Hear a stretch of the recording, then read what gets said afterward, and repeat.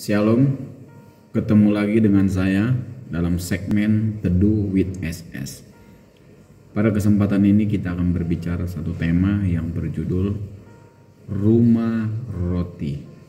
Kita lihat satu ayat di dalam Rut pasal yang pertama, ayat yang ke-20. Saya akan bacakan.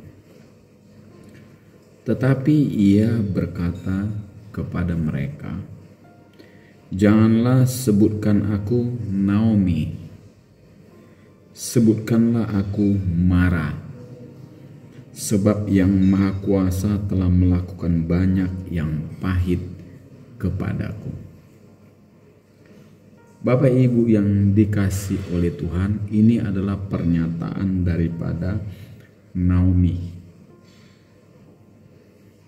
bahwa dia mengalami banyak hal yang membuat dirinya susah, mengalami kepahitan hidup. Karena apa? Karena memang kesalahan dia. Kita tahu di dalam kitab Rut ini, kalau kita mulai membaca ayat yang pertama pada pasal yang pertama, saya akan bacakan. Pada zaman para hakim memerintah, ada kelaparan di tanah Israel. Lalu pergilah seorang dari Betlehem Yehuda beserta istrinya dan kedua anaknya laki-laki ke daerah Moab untuk menetap di sana sebagai orang asing. Ayat yang kedua, nama orang itu ialah Elimelek dan nama istrinya Naomi, dan nama kedua anaknya Mahlon dan Kilon. Semuanya orang-orang Efrata dari Betlehem Yehuda. Dan setelah sampai di daerah Moab, diamlah mereka di sana.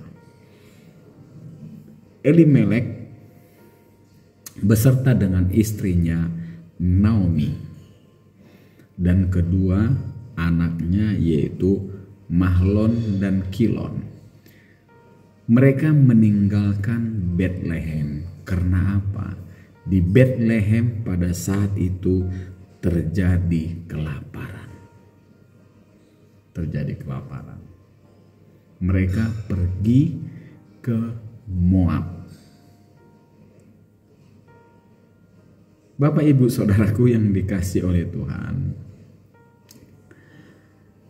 ketika terjadi kelaparan, ini berbicara masalah yang pelik.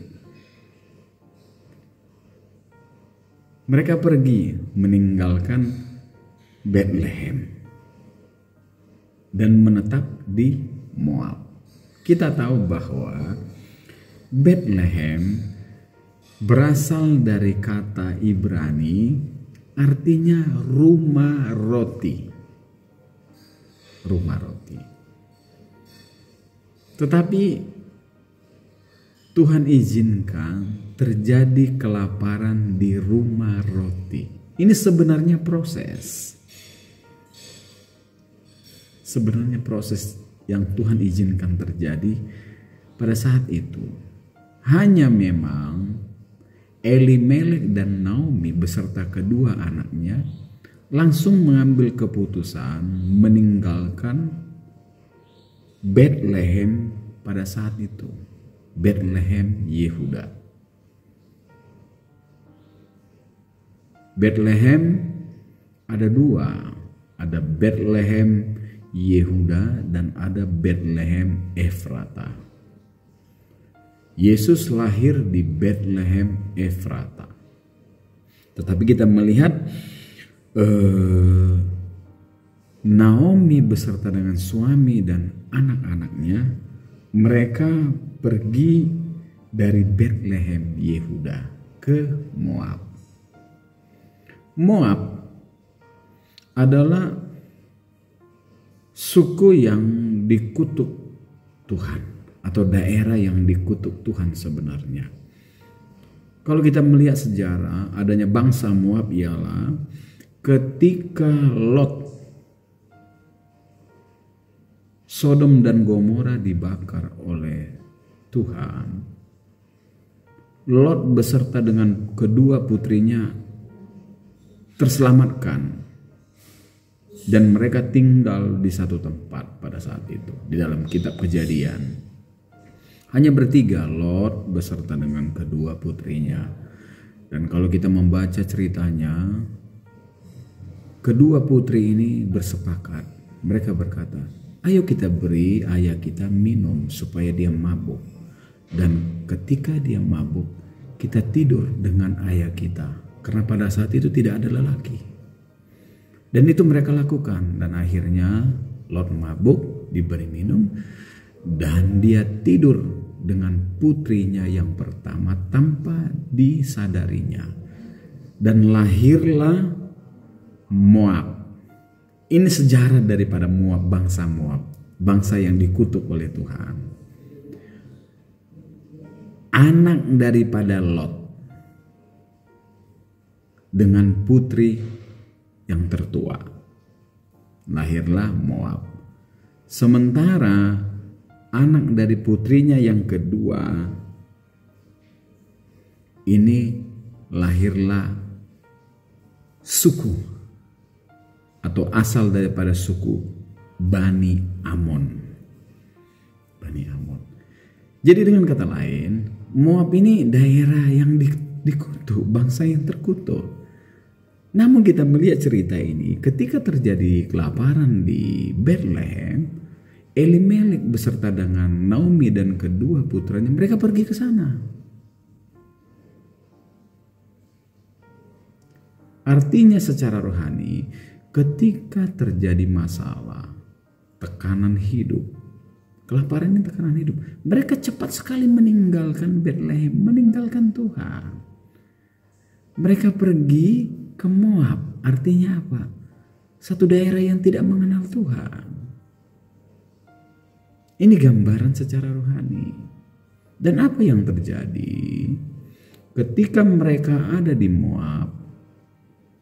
Maka kedua putranya Mahlon dan Kilon mengambil perempuan Moab, yaitu Orpa dan Rut.